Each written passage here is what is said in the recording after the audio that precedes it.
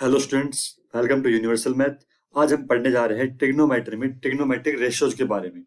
ये एनसीईआरटी की exercise second है। यहाँ पे हम पहले एक रिकैप करते हैं बेसिक्स। एंगल्स किस वैल्यू पर कितनी वैल्यू होती है किसी भी डिग्री की। जैसे कि साइन 0 की वैल्यू होती है 0, साइन 30 की वैल्यू होती है 1/2, साइन 45 होता है हमारे पास 1/√2 एंड साइन 60 होता है √3/2 and sine 90 is equals to 1। ये हमने टेबल पिछली वीडियो में सीखी थी कैसे हम इसे बनाते हैं। इसी प्रकार हमारे पास आता है cos 0 इज इक्वल्स टू 1। ये हम इसको रिवर्स कर देते हैं साइन की वैल्यू का, तो ये हमारे पास क्या आ जाता है, cos की टेबल आ जाती है cos 60 and cos 90. So cos 90 becomes 0. This is 1/2 and cos 45 1/√2 and this is √3/2. इसी तरह से हमने tan की टेबल बनाते हैं हम tan की sin 0 upon cos 0, यानी कि 0 tan 30 होता है हमारे पास 1/√3 एंड tan 45 होता है 1, क्योंकि sin 45 और cos 45 दोनों सेम होने से 1 आ गया। And tan 60 is equals to √3 and tan 90 ये होता है हमारे पास इन्फिनिटी, यानी कि नॉट डिफाइंड। इन्हीं ट्रिग्नोमेट्रिक रेशियो का हम यूज करते हुए आगे क्वेश्चंस को सोल्व करेंगे। आइए शुरू करते हैं फर्स्ट क्वेश्चन से। पहला क्वेश्चन कहता है हमारे पास वैल्यू निकालिए sin 60 into cos 30 plus sin 30 into cos 60। तो इसके लिए हमें पहले इनकी वैल्यू पता होना चाहिए कि क्या है इसकी वैल्यू। तो हमारे पास sin 60 की वैल्यू कितना हो जाएगा, √3/2 और cos 30 भी कितना हो जाएगा, √3/2। इसके लिए हमें टेबल का याद होना बहुत जरूरी है। sin 30 की वैल्यू 1/2 एंड cos 60 की वैल्यू 1/2। तो ये आ गया हमारे पास 3/4 plus 1/4 and this value is 1। सो इस क्वेश्चन का आंसर हमारा कितना आ गया, 1 आ गया। इसी प्रकार हमारे पास नेक्स्ट क्वेश्चन कहता है 2 tan square 45 plus cos square 30 minus sin square 60। इसकी वैल्यू फाइंड आउट करिए। अब देखो tan 45 की वैल्यू होती है 1, cos 30 की जो वैल्यू होती है वो होती है √3/2 एंड sin 60 की वैल्यू होती है √3/2। अब हमें इनका क्या है, सबका स्क्वायर है, तो यहाँ पे स्क्वायर है तो हमें इनका भी क्या करना पड़ेगा, स्क्वायर करना पड़ेगा। √3/2 का स्क्वायर माइनस √3/2 का होल स्क्वायर। ये दोनों टर्म सेम है तो कैंसिल हो गई। इसका आंसर हमारे पास कितना आ गया, 2 आ गया। नेक्स्ट क्वेश्चन कहता है cos 45 upon secant 30 plus cosecant 30। इसकी वैल्यू फाइंड आउट करिए। अब हमारे पास cos 45 की जो वैल्यू है वो कितनी होती है, 1/√2। secant 30 क्या होता है, ये cos 30 का रेसिप्रोकल होता है 1/cos 30। cos 30 की जो वैल्यू होती है वो होती है √3/2, तो इसकी वैल्यू कितनी हो जाएगी, 2/√3। cosecant 30 ये होता है हमारे पास sin 30 का रेसिप्रोकल। अब sin 30 की वैल्यू होती है 1/2, तो cosecant 30 कितना हो जाएगा, 2। वैल्यू अब पुट करते हैं यहाँ पे 1/√2 अपॉन secant 30 2/√3 प्लस 2/1। क्या करना पड़ेगा, यहाँ पे सबसे पहले हमें एलसीएम लेना पड़ेगा। एलसीएम लेते हैं √3, एलसीएम लेने पे 2 प्लस में 2√3। अब इसको हम कैसे सोल्व करते हैं, इसको सोल्व करते हैं इन दोनों को आपस में मल्टीप्लाई कर देंगे हम और इन दोनों टर्म को मल्टीप्लाई कर देंगे। तो इनको मल्टीप्लाई करने पे हमारे पास क्या आ जाएगा, √3 अपॉन √2 इंटू 2 प्लस में 2√3। ये आ गया हमारा इसका आंसर। नेक्स्ट क्वेश्चन पे चलते हैं। नेक्स्ट क्वेश्चन कह रहा है sin 30 की वैल्यू निकालो, tan 45 cosecant 60 secant 30 cos 60 और cot 45। इनकी वैल्यू निकालो, पुट करो और इसे सिंप्लीफाई करो। अब हमारे पास क्या है, sin 30 की वैल्यू होती है 1/2, tan 45 कितना होता है 1 एंड cosecant 60 जो कि क्या होता है sin 60 का रेसिप्रोकल। sin 60 √3/2 होता है तो √3 नीचे 2 ऊपर। secant 30 इसका रेसिप्रोकल cos 30 का, cos 30 की वैल्यू भी कितना होती है √3/2 एंड cos 60 होता है हमारे पास 1/2 एंड cot 45 कितना होता है 1। सारी वैल्यूज हम यहाँ पे पुट करेंगे और इसे सोल्व करेंगे। तो सबसे पहले sin 30 की वैल्यू कितना 1/2 प्लस cot ये 45 1 cosecant 60 2/√3 upon cosecant 30 2/√3 plus 1/2 and plus 1। अब इसको हम थोड़ा सा सिंप्लीफाई करते हैं और फिर इसको सोल्व करते हैं। तो एलसीएम ले लेते हैं सबसे पहले। तो एलसीएम लिया, कितना आया 2√3। तो यहाँ पे आ जाएगा √3 प्लस 2√3 माइनस 4 अपॉन में 2√3। इसका भी एलसीएम सेम आ गया। यहाँ पे आ जाएगा हमारे पास 4 प्लस √3 एंड प्लस 2√3। अब एलसीएम हमारा दोनों डिनोमिनेटर सेम है, तो डिनोमिनेटर से डिनोमिनेटर कैंसिल। ये कितना बच गया 3√3 माइनस 4 अपॉन, यहाँ पर भी कितना आ गया 3√3 प्लस 4। हम इसको यहाँ पर भी छोड़ सकते हैं और इसका थोड़ा सा सिंप्लीफाई भी कर सकते हैं। तो इसको सिंप्लीफाई करते हैं। सिंप्लीफाई कैसे करेंगे, 3√3 माइनस 4 ओवर 3√3 प्लस 4। इसको सिंप्लीफाई करने के लिए हमें क्या करना पड़ेगा, इसका रेशनलाइज करना पड़ेगा। लेकिन रेशनलाइज करने के लिए हमें क्या देखना पड़ेगा, इसका स्क्वायर। 3 या 9 और 9 27, ये आता है हमारे पास 27 और ये 16 आता है। तो यानी कि ये हमारी टर्म हमने ठीक लिखी हुई है। अदरवाइज हमें अगर ये पिछली टर्म हमारी बड़ी होती तो हमें क्या लिखना पड़ता है, इसे 4 + 3√3 लिखना पड़ता। लेकिन हमने इसे करेक्ट लिखा है। सो क्या हो जाएगा ये हमारा, इसको अब हम रेशनलाइज करते हैं। रेशनलाइज करने के लिए क्या, 3√3 माइनस 4 से मल्टीप्लाई, 3√3 माइनस 4 से डिवाइड। सो ऊपर हमारी टर्म क्या है, सेम है। तो क्या बन जाएगा ये a-b का होल स्क्वायर एंड नीचे 3√3 का होल स्क्वायर माइनस 4 का होल स्क्वायर। ऊपर हमारा आ गया 9 × 3 प्लस 16 माइनस 8 दिया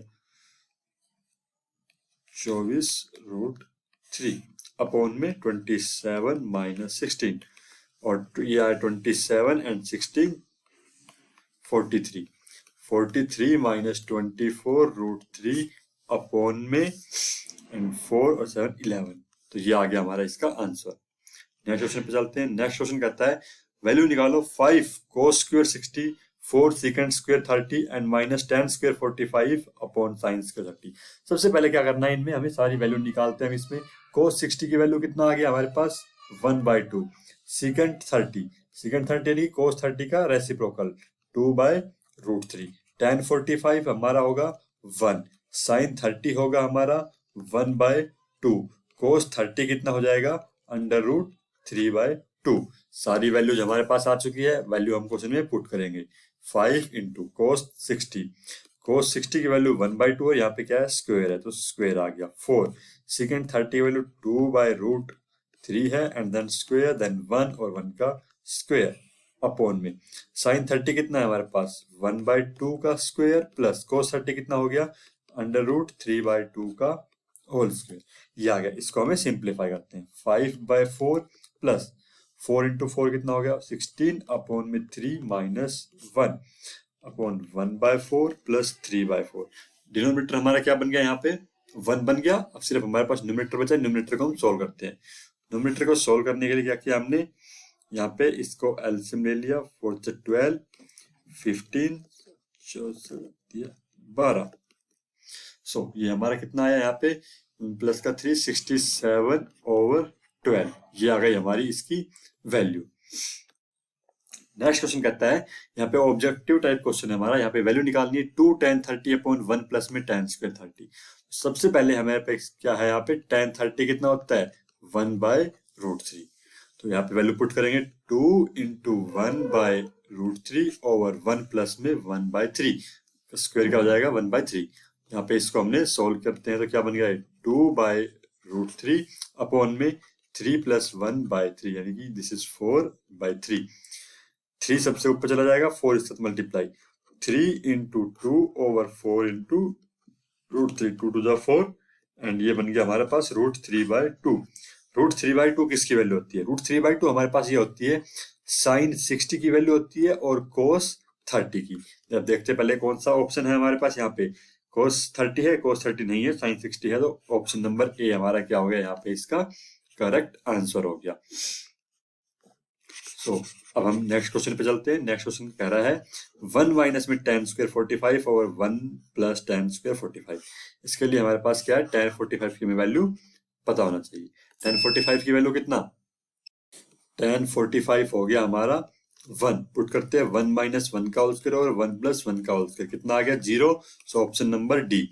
ये कह रहा है sin 2a = 2 sin a is true when a = नहीं, कब इक्वल होंगे, साइन 2a हमारा क्या है, 2 साइन a के बराबर है। हमें बताना है कि किस वैल्यू के ऊपर दोनों इक्वल होंगे।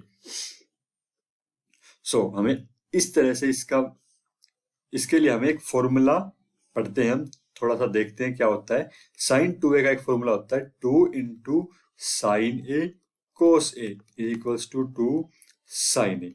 ये एक फॉर्मूला है साइन 2a का, जिसको हम थोड़ा सा इसका यूज कर सकते हैं, लेकिन हमारे अभी सिलेबस में नहीं है। हम बता रहे हैं आपको 2 साइन ए से 2 साइन ए कैंसिल, तो क्या आ गया, कोस ए की वैल्यू आ गई 1। अब कोस की वैल्यू किसके ऊपर 1 होती है, ये होती है 0 के ऊपर, तो ए की वैल्यू हमारे पास यहाँ पे क्या आ जाएगी, 0। 2 tan 30, tan 30 की वैल्यू हमारे पास होगी 1/√3, 1 माइनस 1/3 आ गया ये। दिस इज 2/√3, 3 माइनस 1, 2/3, 2 से 2 cancel, and this is 3/√3 and this becomes √3। अब √3 किस पे होती है वैल्यू, सिर्फ सिंपल √3 आ रहा है हमारे पास, √3 होती है tan 60 की वैल्यू। ये हमारे पास हो गए इसके क्वेश्चंस। एक और क्वेश्चन देखते हैं, tan a प्लस बी √3 है, tan a माइनस बी हमारा 1/√3 है, और a प्लस बी की वैल्यू क्या है, 0 से 90 के बीच है, और a बड़ा है b से। a और b की हमें वैल्यू फाइंड आउट करनी। अब हम क्या करते हैं यहाँ पे, tan a plus B, tan a plus B की वैल्यू अगर √3 है, √3 है इसका मतलब कितना है, tan 60, इधर 1/√3, तो tan a माइनस में b की वैल्यू यहाँ पे कितना हो गया, tan 30। अब क्या करते, दोनों तरफ से tan हटा दिया, इधर से tan हटा दिया, तो हमारे पास क्या बच गया, a प्लस में b की वैल्यू आ गई हमारे पास 60, इधर से a माइनस b की वैल्यू आ गई 30। दोनों इक्वेशन को ऐड करते हैं, हमारे पास 2a की वैल्यू आ गई 90 और a की वैल्यू आ गई 45। अब a की वैल्यू 45 आ गई, तो इस इक्वेशन में पुट करते हैं, a की value 45 plus b is equal to 60, तो b की वैल्यू कितना आ गया हमारे पास 50।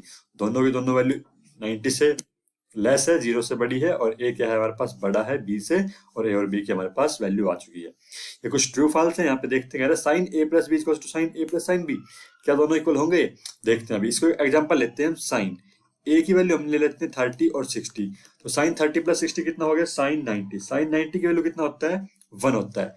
अब इधर हम रखते हैं साइन 30 प्लस साइन 60, साइन 30 कितना 1/2 और साइन 60 √3/2, ये कितना आया 1 प्लस 3/2।